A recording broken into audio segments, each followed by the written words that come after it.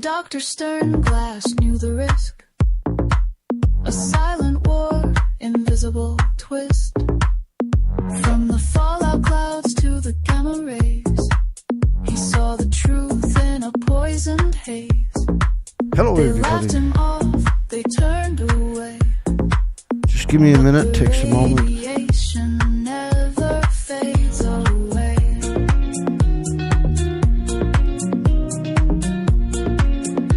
Nice, away we go. Dr. Sternglass, can you hear us now?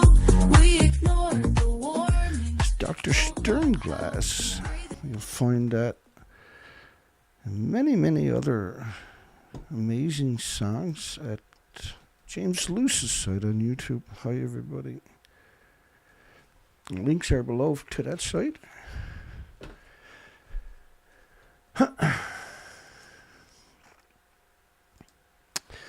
I just wanted to put out a short video on this Sunday.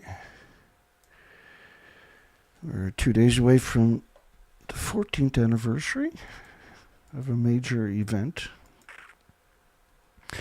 And you can call into these live shows if you're in Canada, United States, or New Mexico at 709-589-4406. I almost said 7 that time. Oh, I've been so sick all weekend. My goodness. It's 7 days, 8 days now. I never, after this is over, never want to blow my nose again. Nasty. My stomach is actually hurt from all the coughing and effort and everything else. Hi, Dana. Hi, Nuke. Hi, Cheryl.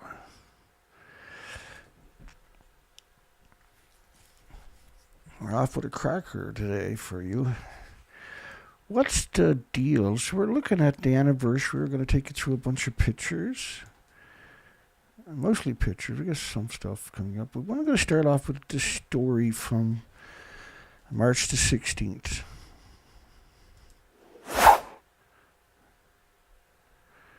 Uh, 2011. So this was day 6 after the tsunami. Day 6. And Raquel Maddock was interviewing I suppose I have his name there, screwed that up, Van Hippel.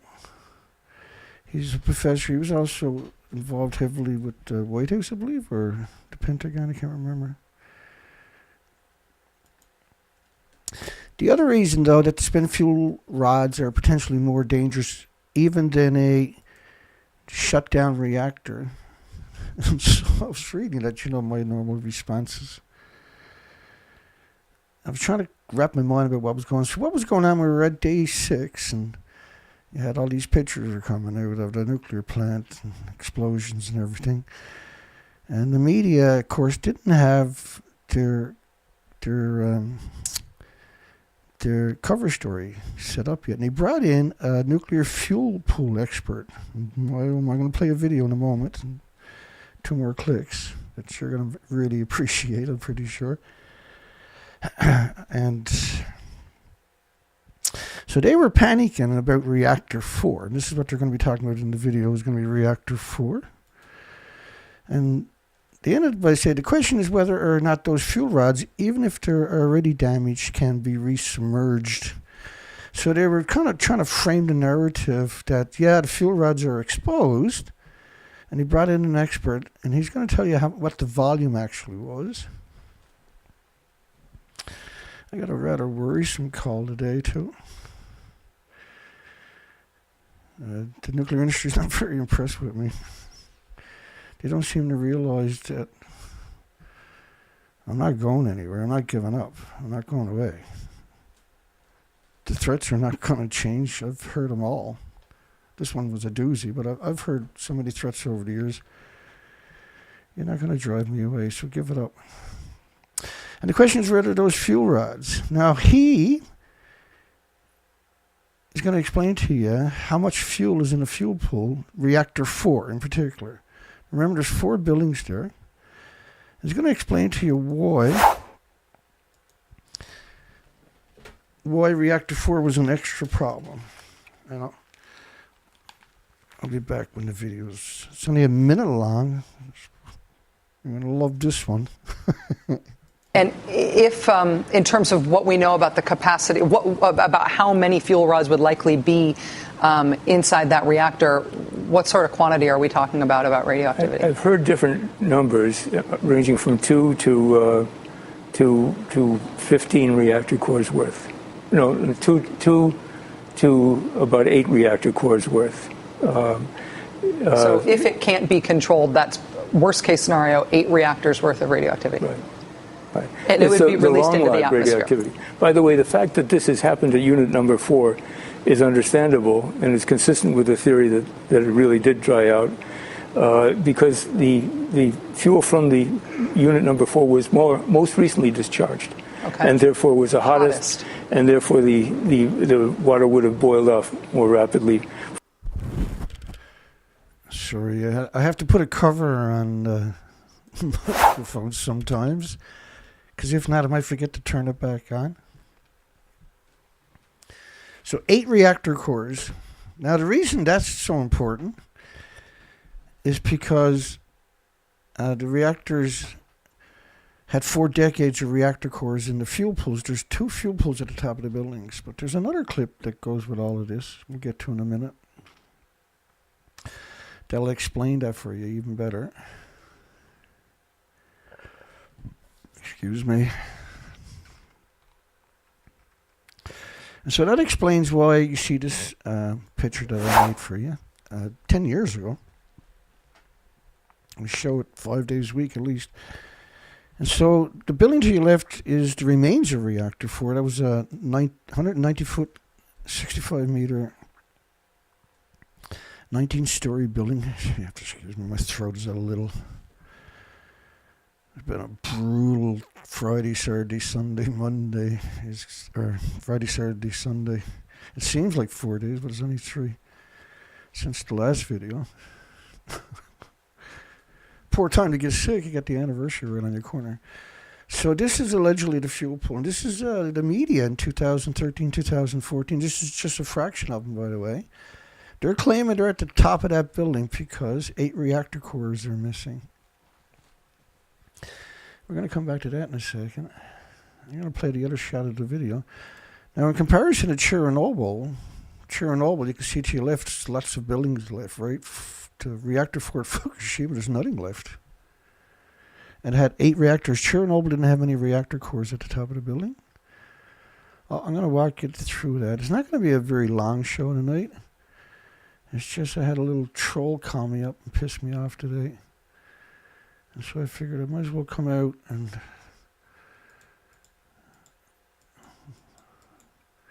talk about Fukushima, seeing as they don't want me talking about it.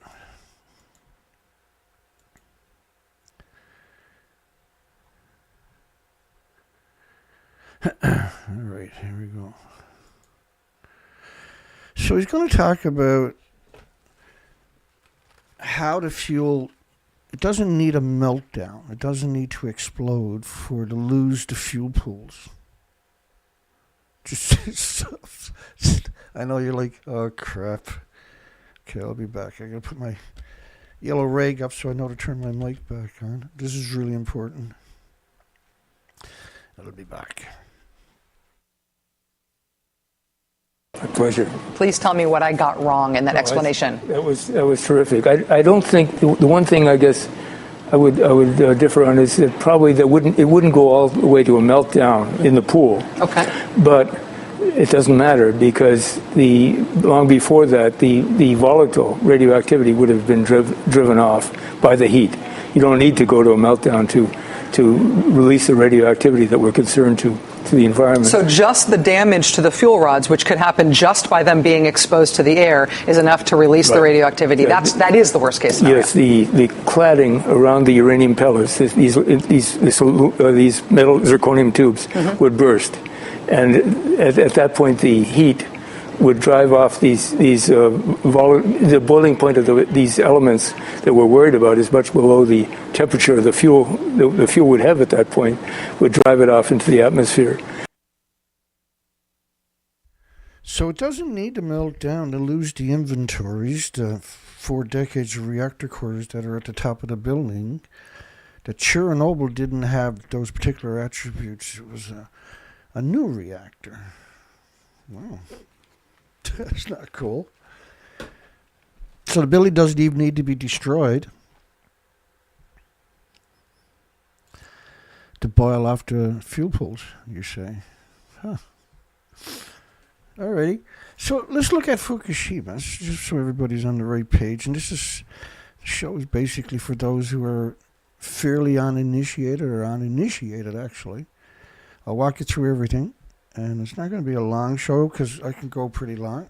And I'm hoping if I reserve myself, I'll be able to do shows on Tuesday, which is the anniversary. And another mention before I forget about it, don't donate at my website. You can normally donate there for the last 13 years or something. With a credit card, that's where I normally send you. But apparently they're... I can't take donations, call it. Tried to donate 60, and I couldn't even cancel it and send it back to her. I couldn't get access to anything. They got me shut down there. You have to use PayPal. And PayPal, you can use any credit cards at PayPal now. You don't need a PayPal account. I apologize to Colette. But I appreciate it because I actually really needed it. And my luck would have it. The website goes down. I can't laugh. You gotta laugh too after the experience I've had today. Because that's the best thing to do, I think. So, 4 massive reactors all in a row. Got all the nuclear meltdowns, all the nuclear ducts are lined up. So, reactor 4 to your left, that was the original type footage. That's the first month or something like that. Nothing's changed because it's, nuclear meltdowns, right? And reactor 1. So there's reactor 1 here and reactor 2. And reactor 3 and then reactor 4. That's the 4 reactors of the apocalypse. You can see the fuel pool at the top of the buildings. Now they don't need to blow up, which that one did, of course. They don't need to blow up and melt down to lose the inventories in the fuel pools were at the top of the buildings. And I'll really explain that in more detail for you coming up.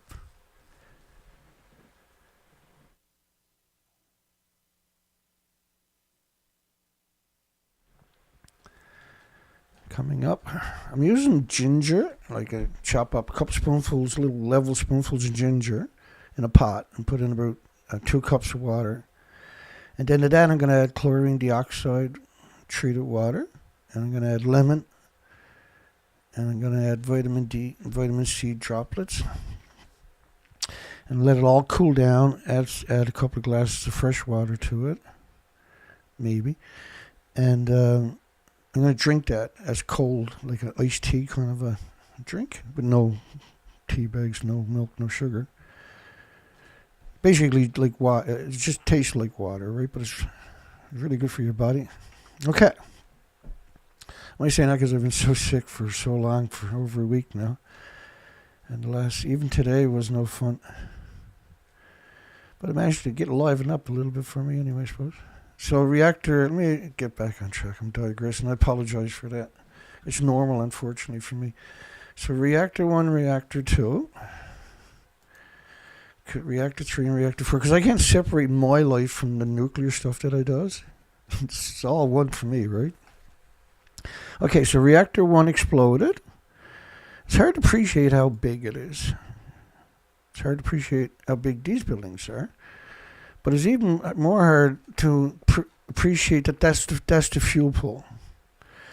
And so this is reactor 1. Right after a year later or 2 years later, they built this contraption off-site for reactor 1, which is the first reactor we're talking about. And so you can see a person stood up right there. Let me give you some kind of context. Now the reactor is 4 times that height of this right here. So it's 190 feet tall. And so the reactor buildings are made up in consider it in 4 pieces, right? So that part right there, the top beam you're looking at, is the top of that beam up there. So the top of that beam up there is the bottom part there. So below that is still a huge amount of the building, right? Okay. And remember that that part there is taller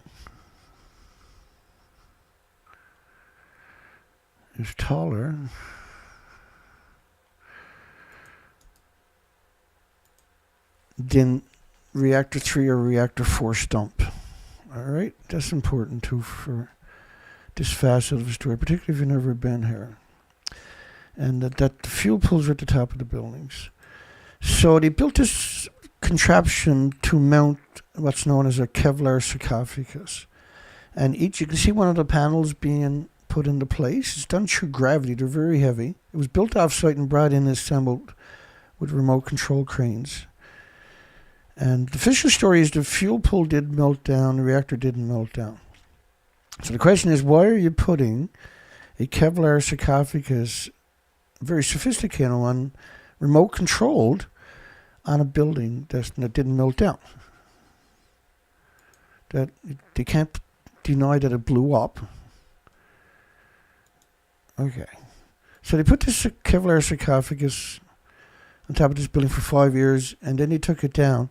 And if you took a square foot of that, just a square foot, to a subway station and put it in the drywall, for instance, not that you could because it's a lethal dose, everybody who walked past it for 1,000 years would die that day. Because reactor 1 actually blew up, and they lost 8 reactor cores in the fuel pools, like Frank von Hippel told you in that video I showed you earlier. And so reactor 2. So when you look at reactor 2, now you'll if you go back into the legacy times, they'll claim that workers removed that panel to vent the reactor building, and I can assure you that didn't happen, because right alongside of it was a reactor 3, a plutonium mixed oxide reactor. Let's come back to reactor 2. That's the heat signature of reactor 2 up there. And what happened was, we know from the documentation that it burnt constantly for days. And so it basically heated up to 9,000 degree Fahrenheit temperatures and went straight down into the earth. So it went too quick. It was the perfect scenario, and it went straight down into the earth, into the so-called China syndrome. All right, so reactor 3. Now remember, the fuel pools, and I'll give you a bit better explanation, that are at the very top. See that one up there? And there's another one over there. And so Frank von Hippel, professor, you know, he was talking about a single pool could have 2 to 8 reactor cores. Well, it has 4 decades of reactor cores in it, and the reason I say that is because they don't have a repository. So each of the buildings and 70 of identical reactors in the United States are configured exactly, the schematics are the exact same. The colors, everything is the exact same. These reactors are identical reactors. All right, so there's actually 2 fuel pools at the top of the building because they don't have a repository. And so there very well could be 15 reactors at the top of the buildings. We've talked about that many times over the year. But I settle on, right, to lowball, right, the story, so that the industry didn't use that to try to bludgeon me with, right, you know, for opposition, for my so-called detractors that won't show themselves, won't provide documentation for their assertions, unlike. All right, so there's actually 2 fuel pools at the top of the buildings. That's reactor 3, by the way. They all have the exact same pretty picture. So reactor 3, now when you look at that gives you a different perspective. And when you look at this one from 2021, picture right here, where they claim they're at the top of the building looking down into that pool. Now we've seen them do that before at reactor 4, where these medias are claiming they're in Japan, which clearly they're not. There's 70 reactors in the United States. You don't need to go to Japan to fake it, right? So they've done it in United States. And the reactor to your left is the stump of the reactor. And if you look at the detail of the reactor, the bottom of it, there is no bottom to it, right? That is the stump. It's the stump. There's nothing left. And the idea what they're doing there is they're going to put a cover over it. And put a contraption over it like that there. But you can see the debris when you get... And it was just this one picture. This one picture had showed up very high quality. And that's the picture right there. And that's not the original picture, mind, but that's a picture of the original picture. And you were able to zoom in. It was so unusual to get a picture of very high quality. And I was just ecstatic. I get this massive high quality picture, and I can't remember, it was like 21 megabytes or something. And for, way back in those days, that was a big file, right? And I was able to zoom in and extrapolate and so much information and you won't find that documentation anywhere else on the planet, period, that I show you like this.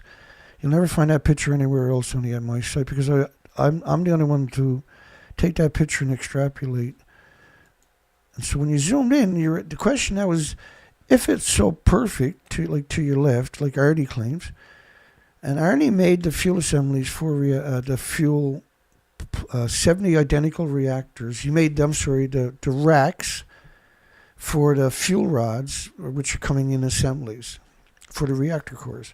So he made the racks that hold 100 nuclear fuel rods to make up reactor cores, right, for 70 identical. So if he doesn't know that the fuel pool is gone, who would? All right, let me come back, because I don't want to make it difficult for you, but I don't want to deny you the ability to appreciate what's going on. So the media representative are walking on top of number 3 reactor building at the Fukushima number 1 nuclear power plant. Now, this is pictures they released. Now, of course, when I matched up the picture of what it should look like in 2013, and then 2013 they had gutted it, so it looked like that. Now, again, the fuel pools were at the very top of the buildings.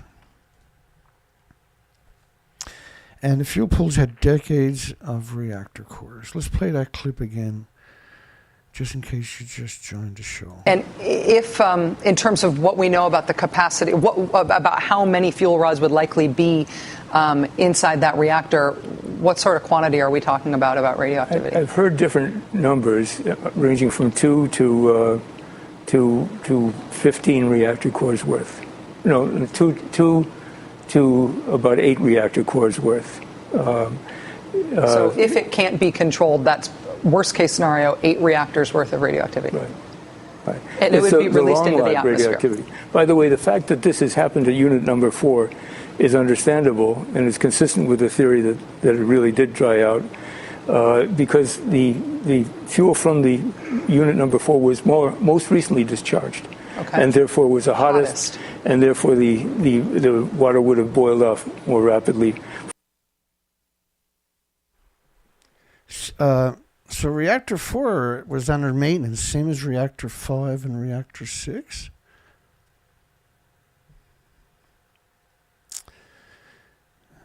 I forgot to fix this. Oh, I made it 23 minutes. That's pretty good, isn't it? I just don't want to cough. My stomach hurts too much from coughing all weekend.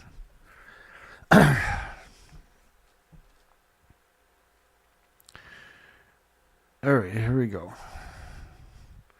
I'm going to double check, make sure I turn the mic on. Okay, let's get back to reactor 3. So what they allegedly done was they built a containment over reactor 3. It doesn't physically touch reactor 3. Right, so they built these, they built everything offset and they came in and assembled it. So they built a frame that goes around the building. And then they lowered the whole building in pieces, I should say, actually.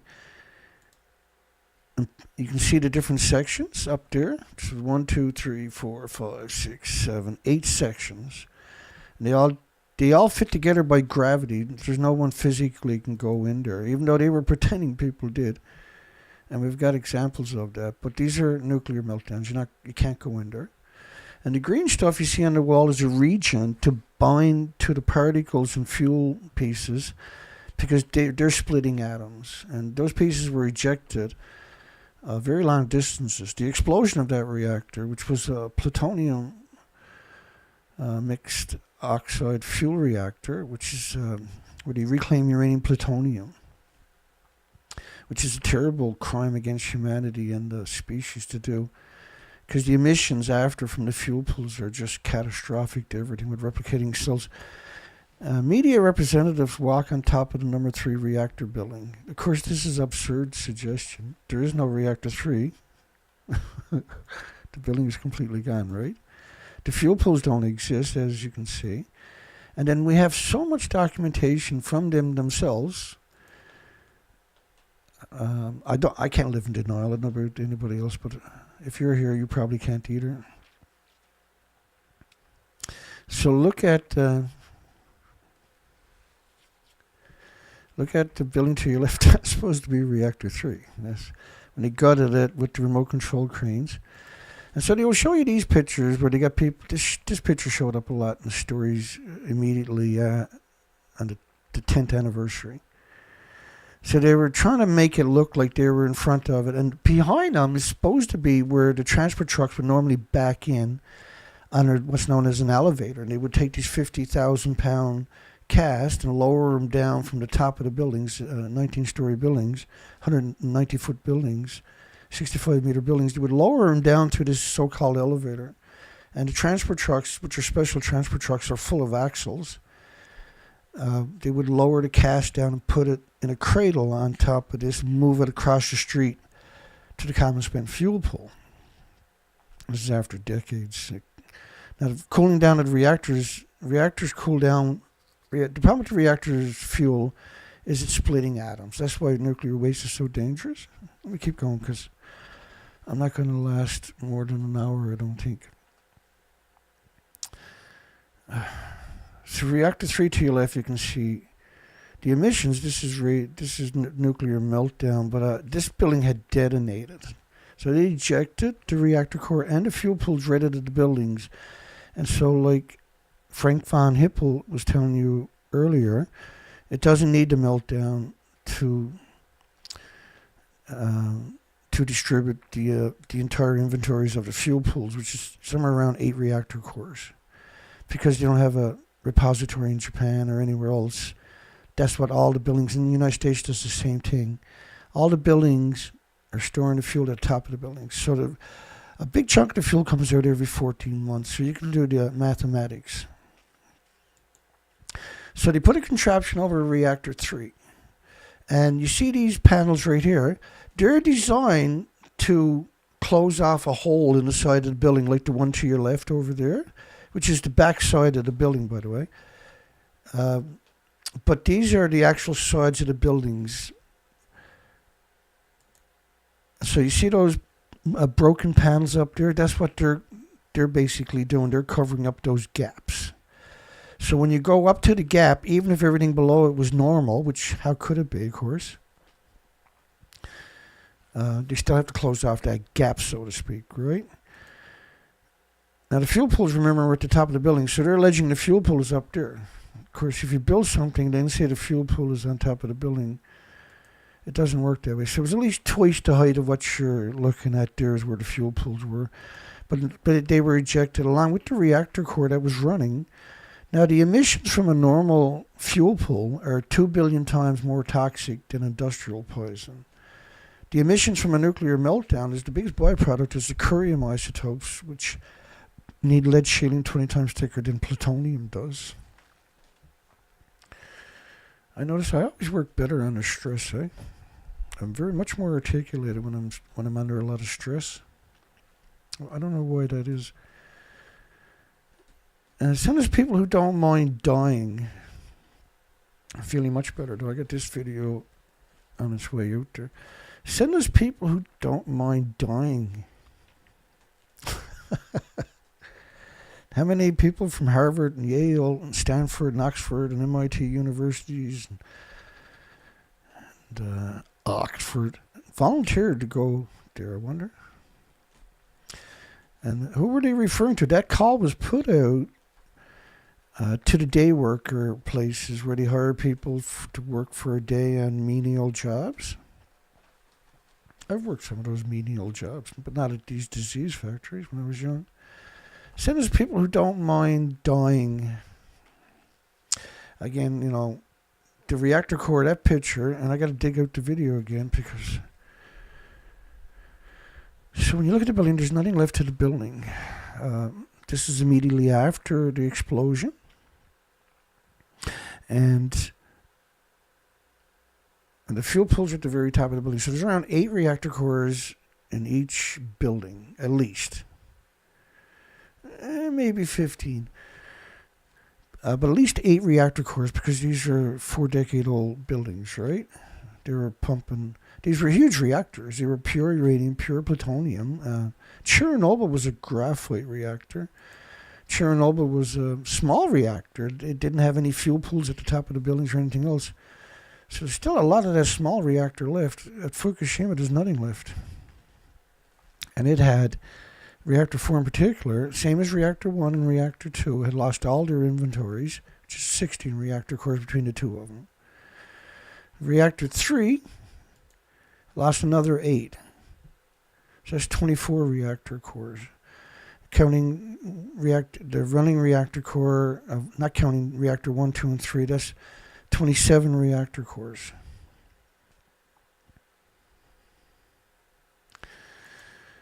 Doomsday-like radiation released a fire in the pool at Unit 4 would be a global catastrophe. So the fuel pool was about 3 times to 4 times the height of the stump you're looking at. So it lost that too. So that was, let's add another 8 reactor cores. There's 35 reactor cores.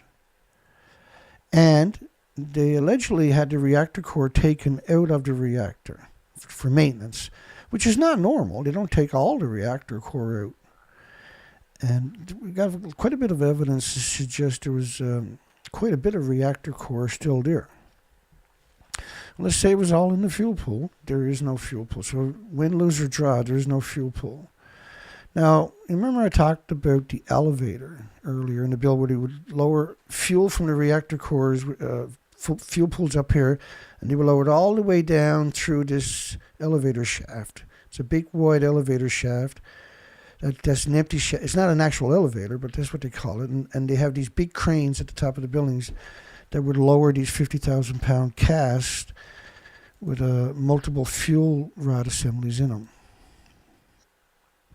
So, again, like Reactor 3, they built this contraption off-site and built it right alongside.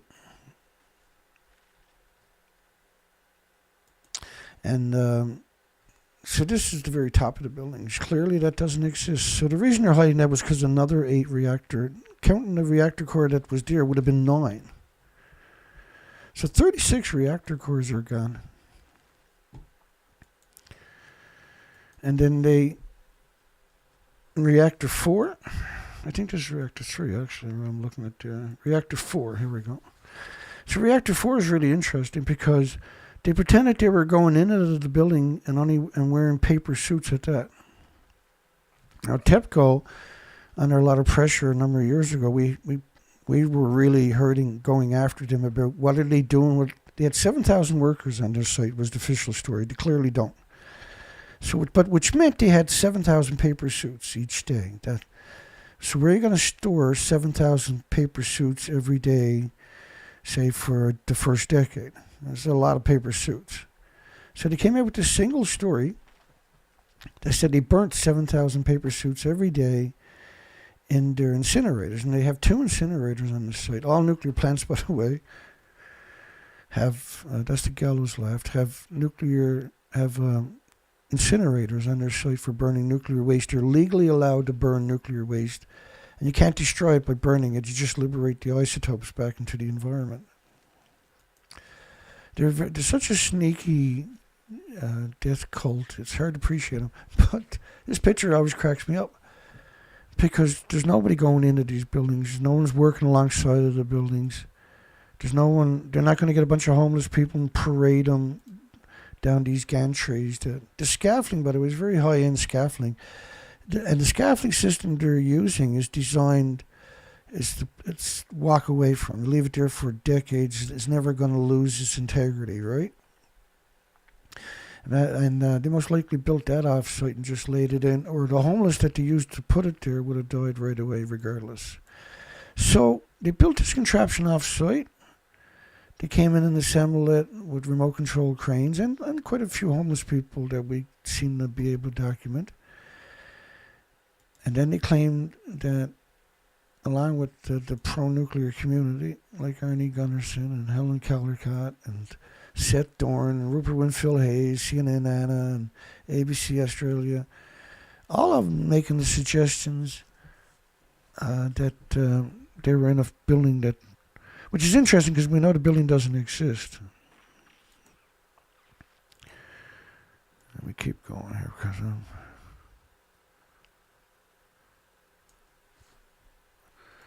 I gotta get out tomorrow and do some stuff, whether I like it or not. And it'd probably be good for me to get out anyway, won't it? In bed for 7-8 days now. It's time to make a geezer suicide squad. It's time to make a geezer's suicide squad.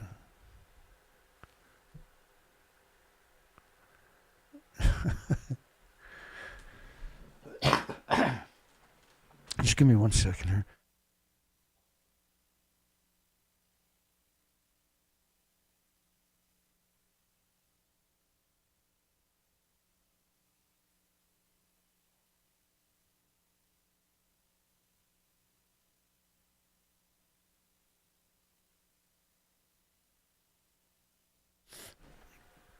So they have a pretty derogatory term for everybody but themselves, don't they? Geezer Suicide Squad. Hey, I'm a geezer. I don't want to be a Suicide Squad. TEPCO confirms steam came up from underground reactor number 1. Now, this wasn't just a single time. This was for years. Now it's 4.7 sieverts per hour. Almost 20% more than in June. This is crazy stuff. Because that's China syndrome we're talking about. It's where the water that it comes in contact with down is heated to 9,000 degree Fahrenheit temperatures, along with the soil and rocks and everything. And that's atomized and aerosoled and ionized and radiated. And that's released up. And then if you got the right temperatures, it'll come up. You'll see it. It looks like steam.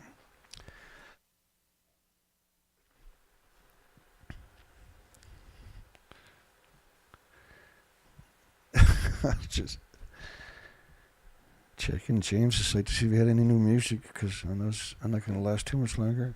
I noticed he's looks like he went out and got himself a bunch of equipment. That's interesting. It looks amazing, actually. He's got new songs up. I know that because I know last night I got under the yucca and then just sour metallic taste.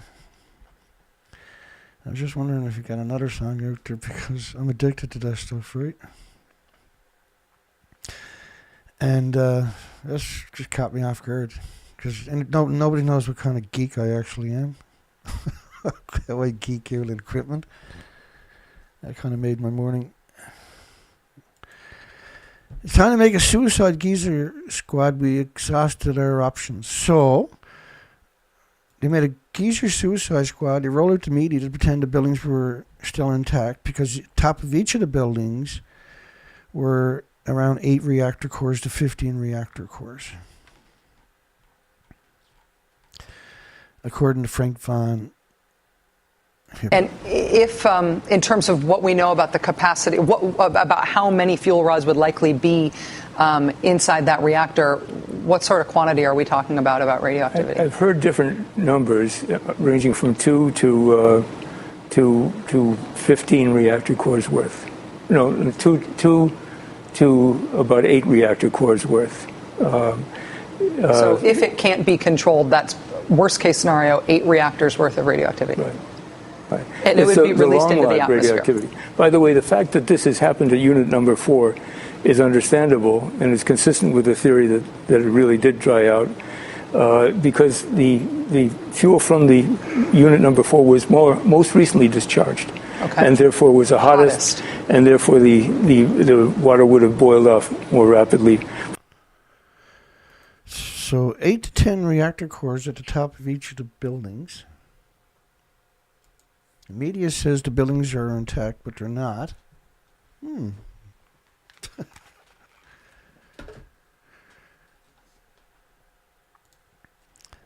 Got to make suicide geyser squads. Let me keep going here. Okay, so this is just a fraction of the media. I just want to enforce that. They're pretending that they're 150 feet above the stump of reactor 4, where there was 8 reactor cores at the top of each of the 4 buildings. And 4 buildings are missing. So where did they go? To your left is a model of the Neptunium-239 dispersal over the entire planet. That's based on 20 days to your left. Neptunium-239 decays to plutonium-239 in about 2.5 days. So they also have a plutonium-239 dispersion covering, now it says North America, but that's the entire planet. Based on 20 days. So we got a model, a study, Neptunium-239 based on TEPCO's numbers. We got another study of plutonium-239 based on TEPCO's numbers. So that's 2 different isotopes. So the plumes, they're all in the same plume, right? But they got just different models of the amount. So it was enough to cover the whole planet and significant enough to darken the planet, right? Okay, so you got neptunium and plutonium. You got sulfur peroxide, hydrogen buckyballs. Number 3, 3 different isotopes. We actually got a model of that coming. Now we don't have a model of the sulfur peroxide, hydrogen buckyballs. This was created by spraying salt water, which is a crazy thing to do at a nuclear meltdown, by the way, because of the neutrons. And the temperatures liberate the sulfur, and the sulfur creates these spherical balls, and then uranium, plutonium, everything else will be ingested into these spherical balls. Now they're super hot particles, and they're very mobile. They don't need the jet streams to traverse the entire planet. So that was 3 isotopes. So another isotope model studies show the plume. That was the plume model, but based on a inventory that they acknowledged was lost. So it's a study of 1 million atoms, xenon-133. So that's 4 different isotopes, different models that we can quantify in incredible numbers. By the way, they're talking about disposition on the ground, which brings more credibility to Frank von Hippel's estimate of 8 reactor cores at the top of each building, right? It doesn't stop there, unfortunately. Another one, which is the 5th, that's 5 different isotopes now, of 20 million particles of radioactive iodine-131 per liter fell on the United States. This is a Canadian study. And it was a Canadian study, but it didn't just fall on the United States, it fell on North America, particularly Canada, United States. And the United States has a longer coastline, right? So the United States and New Mexico, significantly catastrophic amounts. So that's 5 different isotopes. Now, 20,000, think of the becquerels, or particles, as at least 1 pulse of energy every second. So that's 20 million pulses of energy every second of iodine-131. 20 million pulses of energy every second, or 1 million pulses of energy every second of xenon-133. 1,500 pulses of energy a second of sulfur peroxide, hydrogen buckyballs. You get the picture, right? Plutonium and neptuniums. Plutonium's nothing to sneeze at, neither is neptunium, because neptunium-239 decays so quick. A half-life, there's 10 half-lives, 2.5 days. So when that shows up, that's worse than iodine-131 by a huge factor. So then there's another one, number 6, West Coast hit with 220 million atoms per liter of iodine-129 in the rain per liter of rainfall. Same as the iodine-131 particles, which are much worse than the physical atoms, by the way.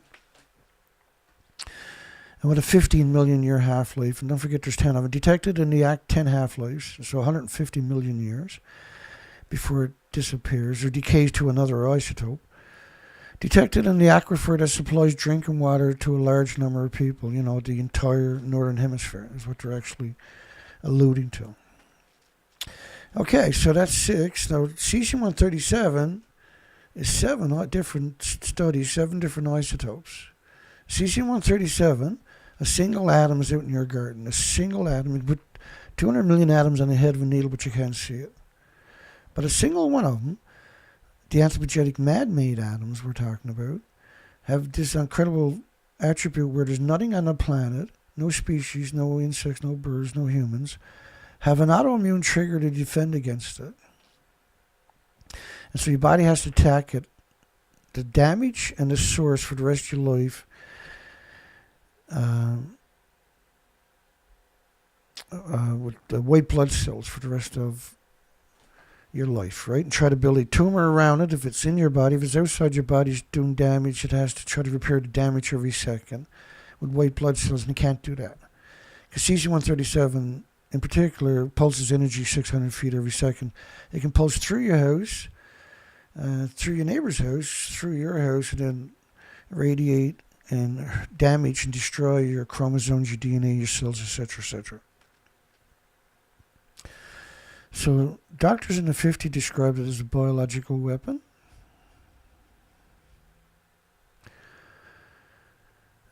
For North America and Europe up to March the 24th, France's IRSN. I'm going to come back to that one. So this was the French government.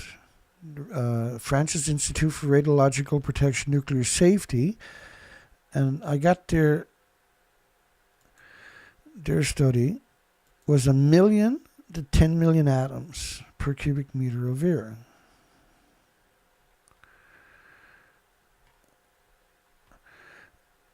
And so this is their updated version.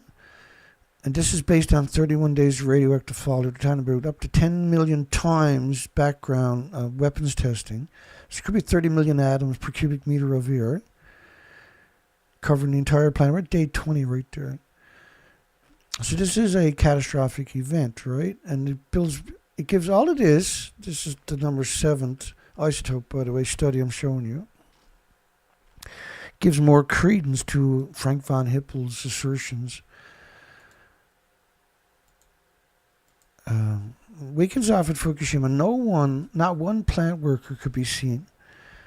2012. Now, allegedly there were 7,000 people working there. That was the official story, and it still is, right? Even today, they allege there's 5,000 people working at a nuclear meltdown. It's simply not true. You can't work on a nuclear meltdown. It doesn't. 3 sieverts is a lethal dose. These things are at 1 million sieverts. Former top International Atomic Energy Agency official. Actually, Fukushima is a catastrophe for every citizen of the world. So when you look at all the models I showed you, the radioactive fallout based on TEPCO's numbers, yeah, it's not just for every citizen, though, for every species, right? It's for every creature, all the flora, the fauna, every creature, every it's all, and then everything is produced, and all the plants, for instance, are producing radioactive, and trees are producing radioactive pollen. And so where does pollen typically end up at? In other plants, right? So you break the food chain eventually. And then the pollinators that everything is dependent upon, they're bringing all that radioactive pollen back to their base,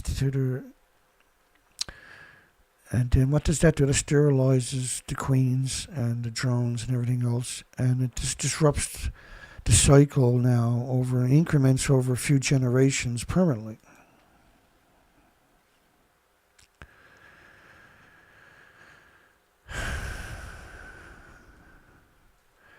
Now in Tokyo, Japan itself, where they're producing around 1 million tons of rice in 14 prefectures.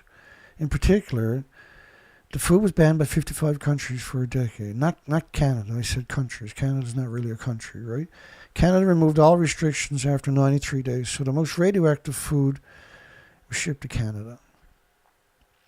And one of the consequences of radioactive contamination, particularly ingesting it, is obesity. For instance, it'll manifest. This is how you can identify it. And so if you're in the United States, it says 74% of the population is obese, which is a sign of radioactive brain damage. Right? It's a marker of it. Not a sign of it, but an actual marker. In Canada, it's actually 90%. And it's normal to take the radioactive food, relabel it, and ship it off to countries that have embargoes. And there was 55 countries that had an embargo for a decade in 14 prefectures. And they managed just the radioactive fallout, though. So just those 14 prefectures, clearly with these numbers per kilogram, these are numbers we never even perceived was possible pre-Fukushima. Meant the entire food chain and the water and the air in Japan is unbelievably saturated. But that's symmetrical now worldwide. This model is the xenon model we talked about earlier at 1 million atoms per square meter underground. This was based on 20 days. This model is based on 40 days. This is NOAA's model. You got many different models of the radioactive fallout. This is the disposition of cesium-137. This was another one of the Xenon-133 released between March the 12th and March the 16th. So this is based upon 4 days of releases and based upon the first one is 20 days. So 4 days of releases over 20 days created the model in your top left-hand corner, which is that model right there. So you're seeing the symmetrics of everything I'm showing you, where all the models are showing you incredible inventories, radioactive fallout, and they're also showing you an incredible symmetrics of the fallout patterns. This one at March the 25th,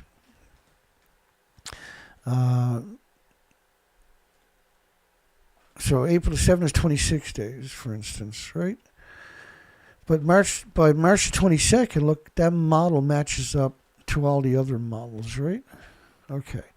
So the German model of the disposition in the ocean, not the actual radioactive fallout, ignore that for 1 second. If it was only going in the ocean, this is the dispersal. This is only including the cesium-137 for some reason. But because I showed you 7 different isotopes studies already. So you can't have cesium-137 without at least those 7. And if you got those 7, you can do a mathematical extrapolation for 1,000 other isotopes. Let me explain that very quickly for you. So for every iodine-131, there's 10 times more iodine-132, 30 times more iodine-133, 31 times more iodine-129. So if a study's shown the iodine-129 to the proper ratio, and this one is actually particles, but we know it's a prolific isotope, the iodine-131. But the iodine-132 and 133, which are at a 10 to 30 ratio respectively, are 9 times more effective at ionizing and radiating the thyroid glands of every species. And the iodine-131 is brilliantly effective. But what else is, any gamma will end up in the thyroid. So the cesium will actually end up in the thyroid too. So taking iodate pills will not protect you from the cesium-137, even if you took it a week beforehand and kept your thyroid saturated to avoid. And the reason you're trying to avoid so much iodines, because that's your body uses the natural iodine, natural iodine rather, not 131, but natural iodines to produce the hormones for your bodies. Your bodies run on hormones. It's like having a car and having a 1,000 horsepower motor and the brand new tires and everything is perfect on your car, but you can't get gas anywhere. And the gas you do is dirty gas. And so when you're putting all these iodine in your thyroid gland, you're making radioactive hormones. And because we're talking about so much of so many different isotopes that we can quantify that, then you have to assume that all the species and children in that in particular are producing radioactive stem cells too. So that's why we're seeing an extinction event playing out. All right, let's keep going here. So I'm just trying to, because this is just a fraction of what I'm going to try to cover on Tuesday. I might not get a show done on Tuesday because I'm not fully recovered. And because it's going to be a long show, I might wait the extra day or 2 days, depending. I don't like taking any time off, particularly at the anniversary. It's just absurd that I'm so sick just as the anniversary rolls up on us. And I'm still... I know how much I strained my voice last week trying to get away with it. So, all right, so very high concentrations of hot particles in the Pacific Northwest during April and May include plutonium and americium. I actually showed you the plume models there that earlier, right? We know the cesium-137 was on 1,010 million atoms per cubic meter of air. These, but because they're talking about comparable to leftover from nuclear weapons fallout, then we could be talking about 30, 40, 50 million atoms per cubic meter of air, cesium-137. So you would assume the entire planet, and that model is only based on 8 days, you would assume that the entire planet now, and every species, bar nothing, bar nobody, are in catastrophic, have it saturated in their bodies. It's sequestered in their muscles, their organs, their bones, and their bodies are under siege from the mass production of permanent white blood cells to counter some of the adverse side effects. Because that's your body's triggers to attack it for the rest of your life because it doesn't have a defense to fix it. Or insects or birds or anything else, they don't have a defense to fix it. So they will attack it for the rest of life, which makes them, compromises your immune system. So pathogens and viruses and flus that were normally harmless and innocuous and benign become catastrophic, right? And that's why you see radiation data from the Seattle area survey may be withheld by United States federal government for national security purposes. Well, how you gave them the authority, the equipment, the money, the education to identify it coming in so you can shelter in your house and everything else. And when it finally happened, they refused to tell you because they didn't want to hurt the nuclear industry in the United States because it has captured your universities, your medias, and your governments. And it's so emboldened that it figures it can call me up and threaten me. There is no repercussions. And they're probably right.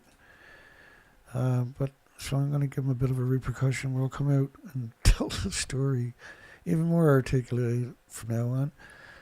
University of Texas researchers. Fukushima release was so great that the radioactive aerosol in Washington were up to 100,000 times normal. Another study was 450,000 times above detection levels of just the xenon-133, which we talked about earlier, right? Which was 1 million atoms on the ground disposition, actual radioactive fallout. And so when this stuff is on your ground, in your forests, and your meadows, and your creeks, and your rivers, and your back gardens, and your planet, that's the biota, which breaks down foliage and litter and everything into the forest. That the whole cycle of life is on their bombardments of gammas and alphas and neutrons and betas. And when they crash in, and each of them are pulsing energy, each atom pulses energy almost at the speed of light. And he pulses the energy not just like in a direction, but in an explosion. So each atom explodes every second, forever. There's a better way to... Because even when it decays to lead, it's still radioactive, anthropogenic, man-made lead. So it still has a pulse of energy every second, almost at the speed of light. So they say it's so tiny at that stage that it's harmless. But would you trust anything the nuclear industry ever said to you? I couldn't, I wouldn't, and you shouldn't. So 450,000 times above detection levels after Fukushima persisted for weeks. They're only talking about xenon. So I showed you 7, including xenon. Some of them lived for 150 million years. Okay. So we launched emergency research expeditions. Me and my trusty sidekick, the Queen herself, Zoe. She was something special, that one. She would do a face plant on every beach. Bless her heart. So that model was shown to you. This was the tsunami model by NOAA. But this was actually the radioactive dispersal model in the Pacific Ocean by NOAA. That one was hid away, and they kept showing you that one. And when people replied to it and said, oh my God, this is terrible, they showed up in the comments section. Now, that headline you see there wasn't typically associated with that map. They're like, holy smokes, look at Fukushima radioactive fallout. So people would go, oh my God, that's so scary. And then people would, the pro-nuclear community would be sitting there waiting because they put these stories out there and they would keep the conversation going. And they would come in and mock you and say, well, that's the tsunami, stupid. But they wouldn't show you that. And so that was used, weaponized. If you're going to look up models of the Pacific Ocean radioactive fallout, that's the one you're going to see most over there. But what I done, and my supporters that backed me up, was we launched probably the most difficult expeditions conceivable, where we went out and scoured the coastline from Vancouver, British Columbia to Alaska, 27,000 islands, for 6 years, 4 to 5 months a year. Brutal. Like trying to just build this whole operation, trying to get the whole operation to work, trying to keep it working is always a nightmare for me. And it works because I don't know, if you never give up, you never fail, so to speak, right? And so I always think ahead. I'm always trying to accumulate equipment. I'm always trying to accumulate fuel and oil and stuff like that. I'm always trying to accumulate the next piece of the puzzle. And that's why we're still here today, is because I have that mindset that my mind, the only thing that's important is trying to produce field studies and telling the story. And it doesn't always, the one part doesn't always work, but we can always sit here and tell the stories, because I've also built an incredible operation to keep telling the story, to try to warn the planet and educate the planet and policymakers and the investors of the insidious side effects of anthropogenic man-made. Because the fuel cycle, when you take the fuel out of the reactor core, is still splitting atoms. Those atoms are constantly released into the environment. So the species to your left now, we know, because we went back for 5 more years, didn't recover. They were wiped out, and they never came back because we went back for 5 more years. And we covered the whole coastline from Vancouver, British Columbia to Alaska, year after year after year. Me and Zoe and the people that supported me, and there wasn't a lot of support, but there was some support. And it was difficult times, and it's still difficult times, but we are still going strong, right? And some of us are. I'll be okay in a few days, hopefully. But so the species to your left, would you rather have them or nuclear power? Would you rather have the birds and the bees or nuclear power? I think is the best way to do it. Would you rather have nuclear power or your loved ones, your grandparents, and your aunts and your uncles and your family, your health? The species to your left, the pictures are not going to do it justice, but you're talking about an absurd amount of species. We're in the tidal zones. I consider them my friend because I was a commercial diver on that coastline, and so when I went and seen the species were all wiped out, in British Columbia it was a tropical rainforest, so the whole coastline looks like that over there, and that's low tide. So at high tide the water's going to be right up to the forest. Now at high tide, low tide, I would never be able to come in here anywhere, because you hit one of them, you're going to punch a hole in your zodiac. And I used to pick 20,000 of them every day, the purple and red sea urchin, among many, many other things I've done. when I was young as a commercial diver. Food harvesting was one of my favorite, to go down and hang out with these species. And I remember, because in the tidal zones, you're overwhelmed by this wonderful, amazing, incredibly endearing experience. The experience that you have in this environment is like no other, is it? And you never get sick of being in that tidal zone. It's a very dangerous place to be in over there, but after Fukushima, you can walk anywhere. You never got to worry about it. But try walking on that stuff over there. Well, first off, you're going to have a conscience because you're hurting species. And second off, you're going to break your neck because it's incredibly slippery there. And at the high tide line was another incredible unique thing, was 30,000 insects would work with all these species at low tide. They would come down and eat the parasites. It was this union of life, right? It was around 40,000 species, counting the insects. And so the radioactive fallout, the thing of this is a snowstorm. And this is day 10. So when you get around 20 days of the snowstorm, the whole planet is covered. The snow never stops and the snow never melts. The snow never goes away. So convert that to radiation, and it really never goes away, but you can't perceive it. You can't see it or smell it or hear it or feel it or taste it or touch it or pick it up. Throw rocks at it. Tokyo Vice Governor suggests a Fukushima draft. All of Japanese must face it. So let's just visit that one more time. Tokyo Vice Governor suggested a Fukushima draft. All the Japanese must face it, and the sale of foreign Geiger counters are banned. Why would you ban Geiger counters? Because 36 reactor cores,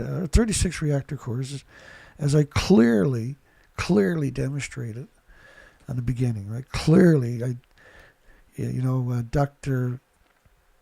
Frank von Hippel, he says that wasn't a Freudian slip. 15 reactors could be at the top of the buildings. Trust me, that wasn't a Freudian slip. Okay, because he was talking about 2 fuel pools. There could be up to 8 reactor cores in each fuel pool, and I always say it's 8 reactor cores per building, right? But that's what I mean. I'm talking about the fuel pools got the decades of reactor cores. There's nowhere to store them. The voice is starting to die on me here.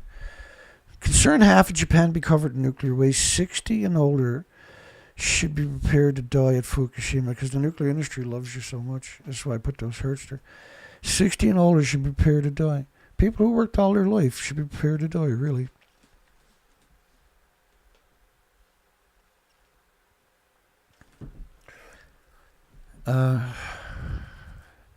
Fire out of control at number 4 reactor. And what was really interesting about the Frank von Hippel, let me go back to that video for 1 second. I'm going to show you something. Because it's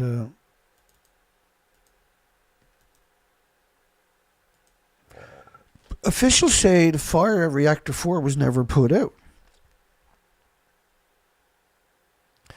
The fire at reactor 4 was never put out.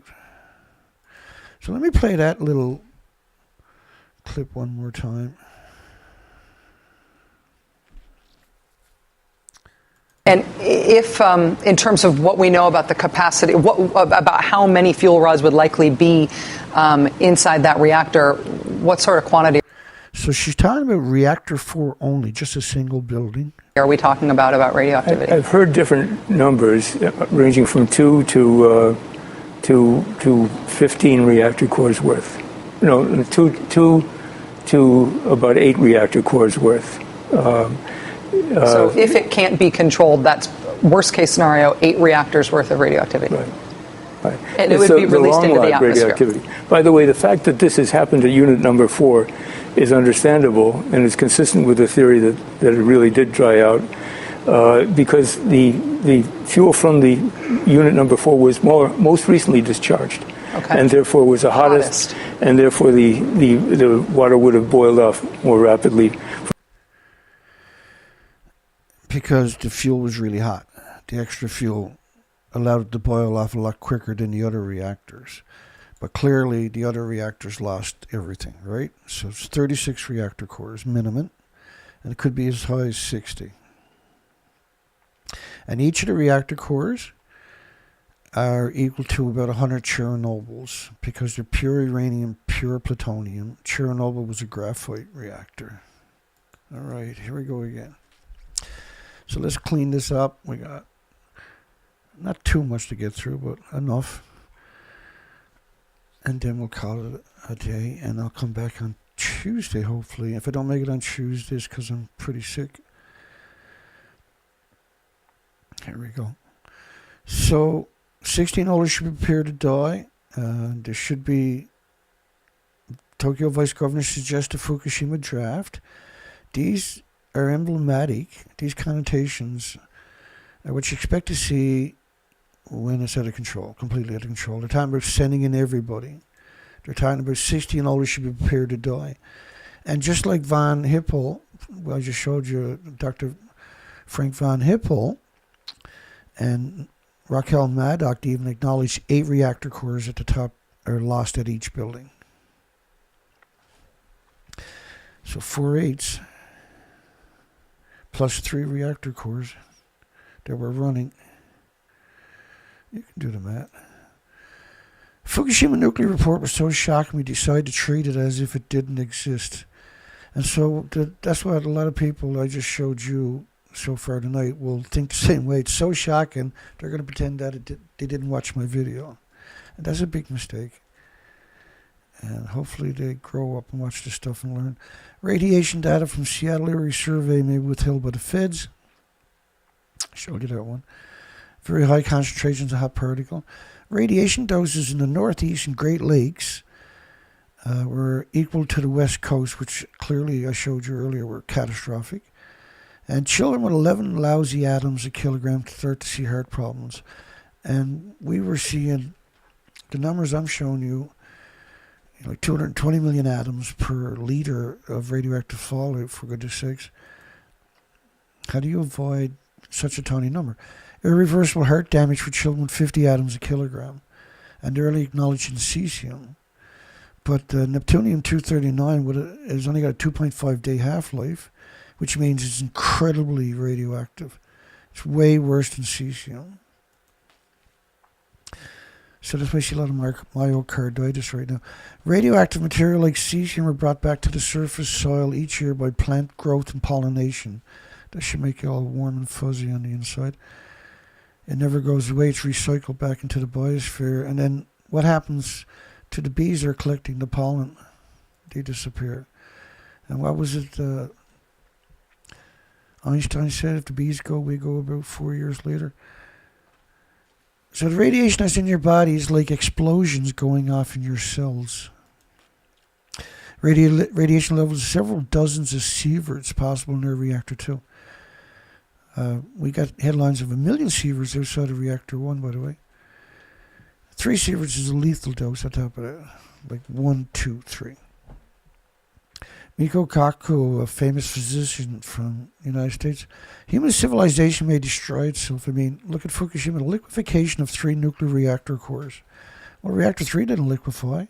And I showed you that earlier. It was ejected right out of the building, right? In fact, I got the video right here. That's the reactor core and the fuel pools ejected right out of the buildings. And that website, Nippon TV, that's where they stopped the video so you wouldn't see it falling back down. International Atomic Energy admitted there's no such thing as a safe level of radiation, because when it's in your body is pulsing energy every second and damaging your just absurd amount of chromosome, DNA, and cells. Your body has to flood it forever with white blood cells to try to keep repairing it. Think of, you got a hole in the dike, and every minute the hole gets bigger, and then the only solution they got, because it's happening so fast, is people have to run at the dike and stick their finger in the hole to help block it. And so at the end of the day, You got 1,600 people with their fingers in the hole in the dike trying to stop it from, flooding their community. Okay, I guess that's probably crazy. But the International Atomic Energy Agency should be in jail for the rest of their natural born life for what they're doing. They covered up the whole bloody thing. And what I mean by that, let's go back to that headline. Should the world ban the International Atomic Energy Agency from nuclear sites, considering how they covered up the Fukushima extinction event? And I clearly articulated that earlier with the research expeditions, with the field studies themselves, right? So that the International Atomic Energy Agency's allowable radiation standards are based on benefit and not safety. It's based on benefit. There is no benefit to anthropogenic man-made radiation. So their standards are based on bananas and potatoes, walking in sunshine. It's based on stuff that has nothing to do with anthropogenic man-made radiation. And so they're the worst thing that could happen to a planet with nuclear on it is this group of destructive monsters would show up and compromise the future of humanity. Doomsday-like radiation releases if Reactor 4, and of course I showed you detailed Reactor 4 earlier.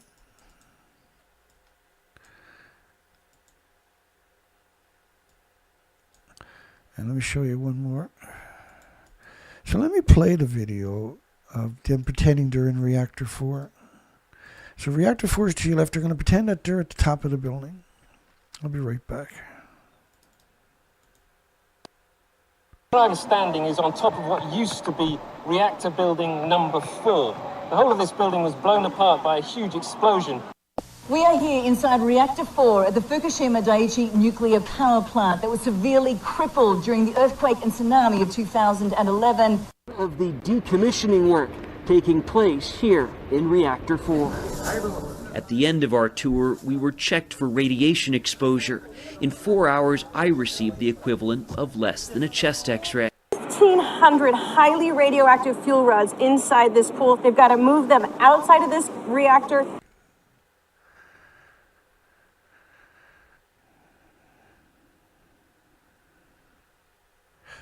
So Reactor 4, clearly they're not on top of Reactor 4. Why are they doing that?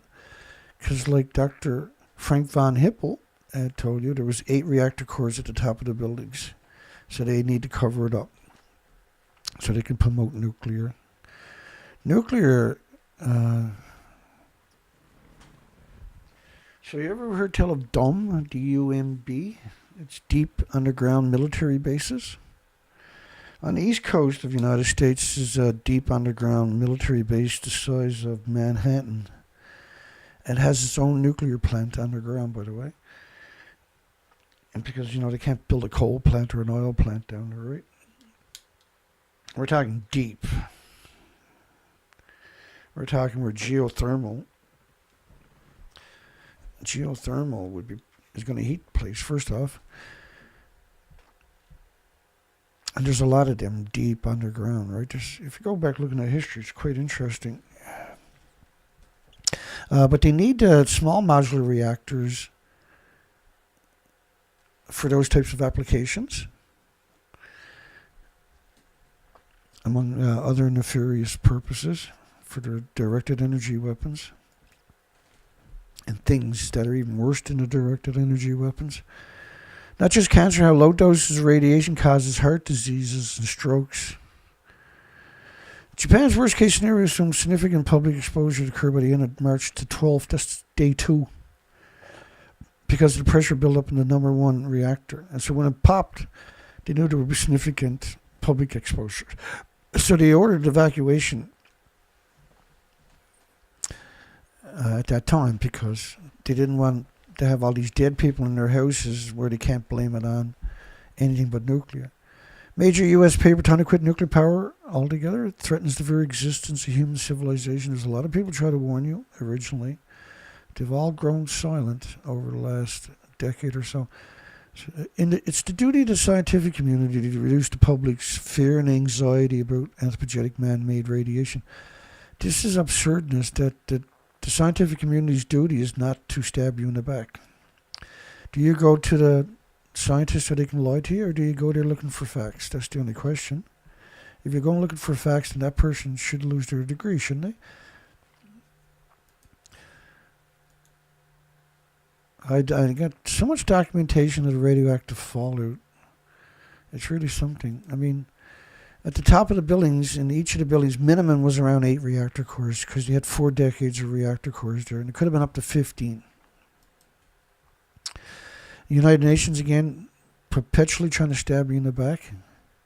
We wouldn't expect to see health effects in anybody, including children. Think about it, what kind of lowlife would say something like that? Why invoke that, you know? Nuclear power, because parents wouldn't let their children go outdoors in Japan for the first 2 years, just to school and back home again. They couldn't afford to leave the country, I guess. Leading director in Japan, nuclear power generation is the only invention that may destroy the future of human beings. People tried to warn you, and they were silenced. Japan Times column, as the public, possibly worldwide, and clearly with the models and the disposition, the studies I showed you earlier, the worldwide will sicken over time. That's every species. And the truth will come out about Fukushima.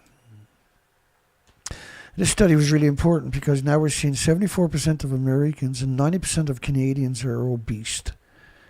And these numbers pre-Fukushima were not bad at all. Now they're catastrophic numbers. Obesity rates nearly double Japan's average in the first year. An excessive weight gain after a nuclear crisis is a marker of radiation brain damage. You see my Geiger counter screaming up there? I went from 165 pounds, 158 pounds my whole life to boom, with no way to explain it. I'm changing the diets. And, you know, my Geiger counter, when I left the West Coast, was at over 400 counts per minute regularly. And just because I have health problems don't mean I won't go to war every day for you and your friends, your families, and this planet. I can assure you. We may not be able to live in Japan someday because of Fukushima. It was a pulse event. And I just begged this planet to go to war with me and do it smart by educating the population. And you can at least have something proud that no one can ever take away from you. You have the moral and ethical high ground forever. You chose the high ground. And there's no greater thing you can do. The species deserve you. And the people that come here are the most educated, articulated, and sweet people on this planet. And this planet knows that. Japan Times column is right. We're almost through this.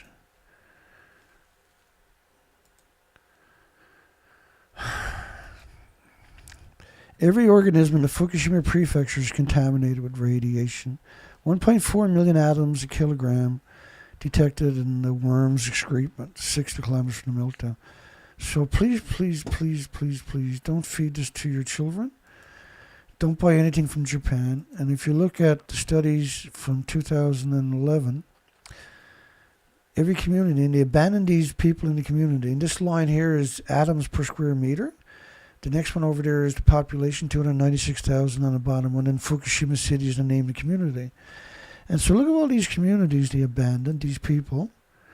And they're growing food there and shipping it worldwide. And that's the best way to poison you.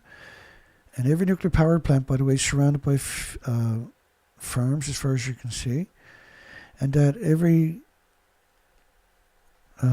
fuel pool, the minute you take fuel out of the reactor core and put it in the pool, is still splitting atoms. And so those farms now are permanently weapons against humanity. Right? And they're very active farms. But anyway, hopefully Tuesday I'll make it back. We're going to be doing a fairly long show on Tuesday. I'm going to start trying to post a bunch of short videos on Tuesday. I know James got some music. He got a new song up there I haven't heard, so I'm geeked out over that. But when I went over and checked, I see he's got a whole bunch of equipment. I'm definitely geeked out over that.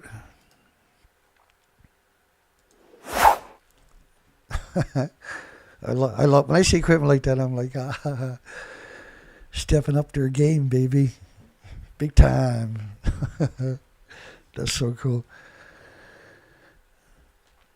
I don't know if that's the equipment he's always had or that's all new equipment. I'm assuming it's new equipment. But like for sound, man, he's just wow.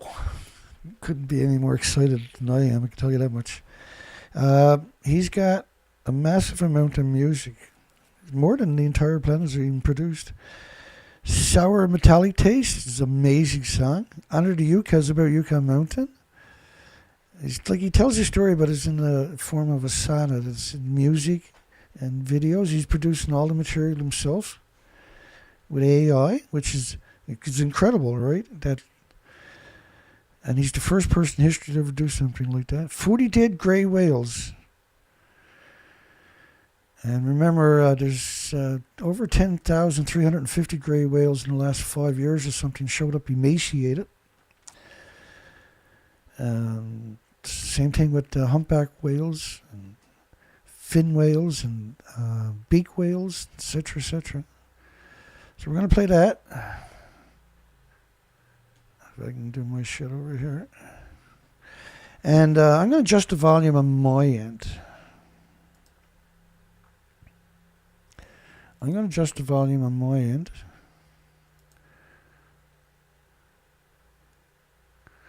So I'm going to turn it down. I'm going to make sure it's in 1080 before I play the video.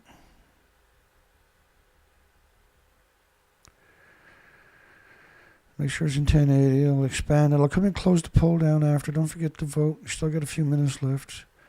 Hugs for everybody. And we'll see you hopefully on Tuesday, which is the 11th anniversary. I'll put out something. I'm just hoping that I'm good enough to do the big show that I want to do on Tuesday. Just give me 1 minute. I'm going to adjust the volume for you on my side.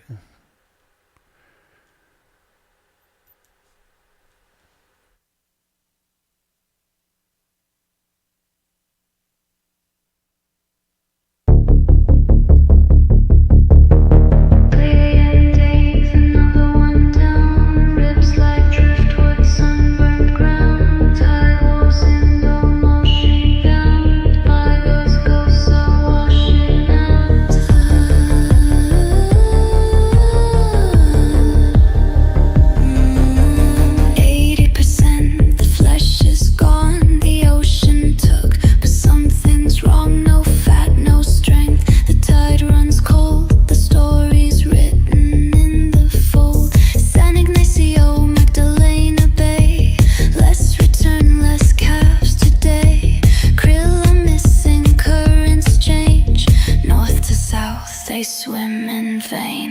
Bloodbath in the weight falls fast. No schools left, the chase won't last. Parasites crawl through vacant eyes. A living tomb beneath the skies.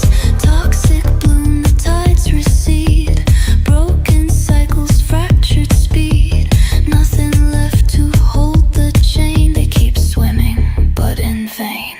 40 dead grays, Playa and Taurus, 40 dead grays, Los Cabos, La Paz, 40 dead grays, Baya's ghost, 40 dead grays, no one knows.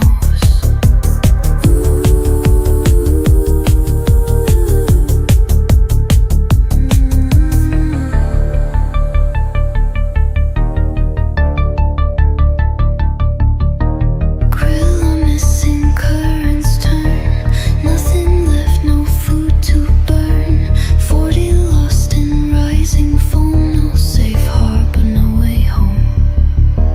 Clouded water, surface dim, no return, no life within.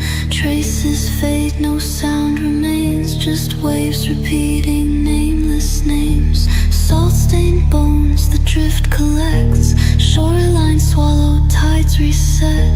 Nothing moves, the current waits, the ocean knows, but